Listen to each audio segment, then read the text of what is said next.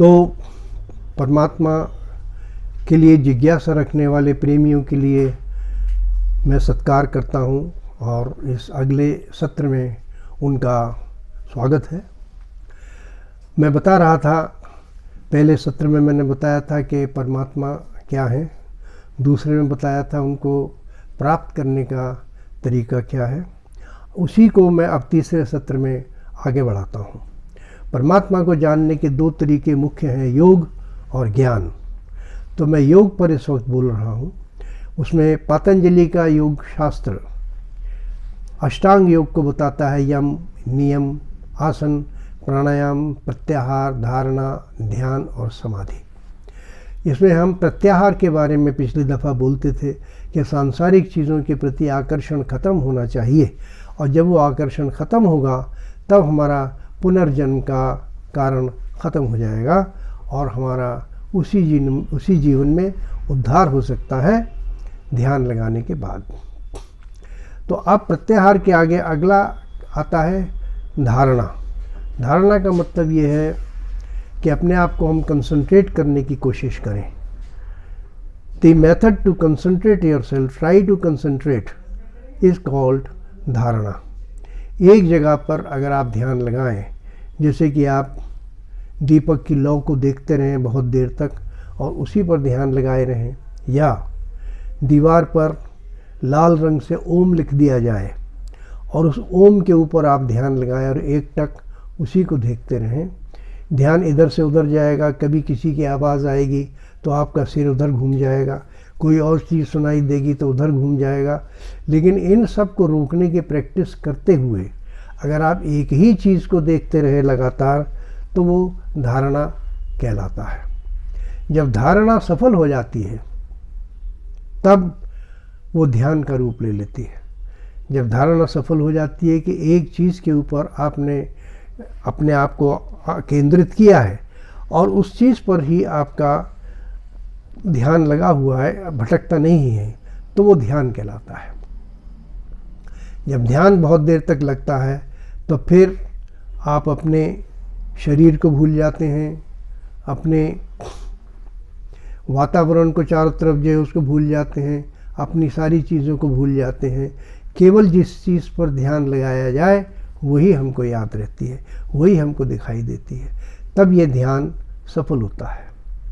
और जब ये ध्यान बहुत देर तक एक ही जगह लगा रहे तब ये समाधि का रूप ले लेती है। समाधि में हमारा मन पूरी तरीके से परमात्मा में लीन हो जाता है। तीन चीज़ें होती हैं।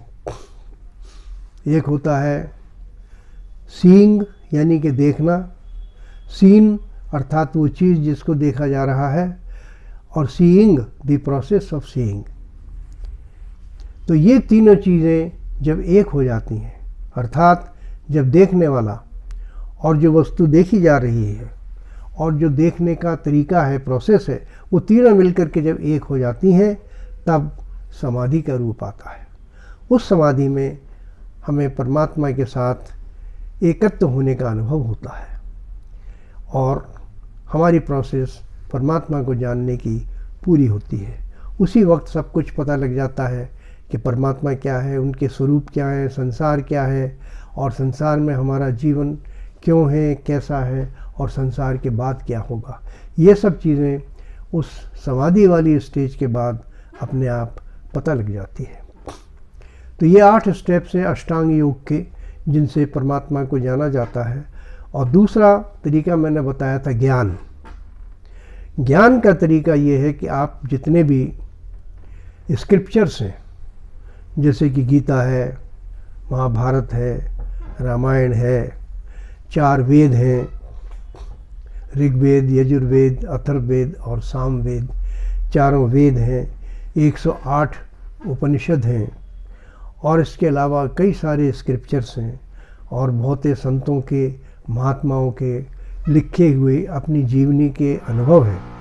इन सब को जब आप पढ़ते हैं, सुनते हैं, उन पर मनन करते हैं और ये जानने की कोशिश करते हैं कि सत्य क्या है, तब इसको ज्ञान के रूप ज्ञान की ओर बढ़ने का एक कदम कहा जाता है। ज्ञान का मतलब यह है कि सत्य को अपने मस्तिष्क से, अपने दिमाग से सोचने पर पहचाना जाए। जैसे कि शक्कर है, शक्कर को हम जब टेस्ट करेंगे तो हम कहेंगे अरे ये मीठा है। तो इसी तरीके से जब परमात्मा का टेस्ट हमको मिल जाता है तब हमको पता चल जाता है कि परमात्मा कैसा है। उस चीज़ को डिस्क्राइब नहीं किया जा सकता। जैसे कि आप शक्कर की मिठाई को डिस्क्राइब नहीं कर सकते, उसका वर्णन नहीं कर सकते, सब ये सिर्फ ये कह सकते हैं कि वो मीठा है। इसी प्रकार किसी और का दाम्पत्य जीवन के अंदर, दाम्पत्य क्रियाओं के अंदर जो आपको आनंद प्राप्त होता है, उस आनंद को आप महसूस तो कर सकते हैं परंतु उसका वर्णन नहीं कर सकते कि वो कैसा है। इसी प्रकार उस परमपिता परमात्मा को जानना, उसका वर्णन नहीं किया जा सकता, उसको महसूस किया जा सकता है। तो अष्टांग योग के अंत में जब समाधि आपकी सफल होती है तो उस वक्त परमात्मा का ज्ञान प्राप्त हो चुका होता है। ये योग के द्वारा है। और ज्ञान के द्वारा ये है जो मैंने पुस्तकें बताई, सारे योग, आपके जो चारों वेद हैं, शास्त्र हैं, उपनिषद हैं, महात्माओं की लिखी हुई किताबें, उनकी जीवनियाँ हैं, उन्हें कैसे ज्ञान प्राप्त हुआ, इनको पढ़ना, सत्संग करना। सत्संग का मतलब है कि जो ज्ञानी लोग हैं उनसे सुनना कि सत्य क्या है, और परमात्मा के नाम का गायन करना। ये सब चीज़ें ज्ञान के रास्ते में आती हैं। और जब एक ध्यान से, एक निर्णय के साथ में आप ज्ञान के पीछे पड़ते हैं तो पढ़ते पढ़ते, सुनते सुनते, समझते समझते, विचार करते करते आप एक दिन उस स्थान पर पहुंच जाते हैं और तब आपको परमात्मा का प्रत्यक्ष अपरोक्ष साक्षात्कार होता है। जैसे कि मैंने बताया, कोई श्री कृष्ण को याद करते हैं तो कृष्ण के रूप में भगवान प्रकट होते हैं, दुर्गा के रूप में याद करो तो दुर्गा का रूप धारण करके वो आ जाते हैं, मोहम्मद का रूप धारण ध्यान में लगाओ तो उस रूप में आ जाते हैं, क्योंकि उनका कोई रूप नहीं परंतु वो सर्वशक्तिमान है और जिस रूप में आपने उनको भजा है, याद किया है, उसी रूप में वो प्रकट हो जाते हैं। तो ये ज्ञान है। ये पुस्तकें पढ़ के और विद्वानों की बातें सुन के, विचार करके आप धीरे धीरे उस स्थान पर पहुंचते हैं। वास्तव में देखा जाए तो आप देखिए जितने प्रकार के योग बने हैं वो सब के सब परमात्मा को प्राप्त करने का एक तरीका है। जिसको जो सूट करे उसको वही ले लेना चाहिए। जैसे कि एक तो है भक्ति योग। भक्ति योग में आप नीचे बैठे हैं और आप महसूस करते हैं कि परमात्मा ऊपर है, आकाश में है, और आप प्रार्थना करते हैं कि हे प्रभु मुझे अपनी ओर बुला लो, मुझे बुला लो, मुझे अपने से मिला लो। ये द्वैत भाव से शुरू होता है और अद्वैत में चला जाता है जबकि हम परमात्मा से मिल जाते हैं। तो भक्ति योग बना उन लोगों के लिए जिनका हृदय बहुत बलवान है, जो वेदनाशील हैं, संवेदना जिनके अंदर बहुत तेज होती है। जैसे कि हम संवेदना को हम कह सकते हैं, यानी कि फील करना, महसूस करने की जिनकी शक्ति ज़्यादा है, उनके लिए भक्ति योग बना है कि ऊपर परमात्मा है, हम नीचे हैं, प्रभु हमें अपने आप में मिला लो, अपने पास हमें बुला लो और हम आपसे मिलकर एक हो जाएं। ये भक्ति भाव से परमात्मा को जानने का तरीका है, जो कि हृदय जिनका बलवान है, जिनकी भावनाएं बलवान हैं, ये उनके लिए बनाया गया। दूसरा बना है ज्ञान योग।